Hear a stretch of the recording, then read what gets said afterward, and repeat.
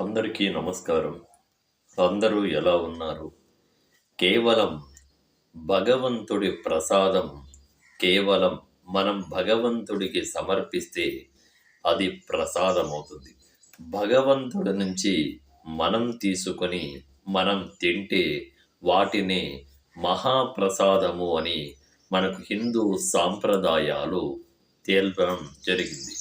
హిందూ సాంప్రదాయం ప్రకారం ప్రసాదం తినినప్పుడు మనలో ఉన్నటువంటి ఆరోగ్య స్థితిగతులు కానీ, అనేక రకాలైనటువంటి వ్యాధులు కానీ, భగవంతుడి యొక్క ప్రసాదం తినడం ద్వారా మనకు తొలగిపోతాయి అని తేల్చి చెప్పడం కూడా జరిగింది.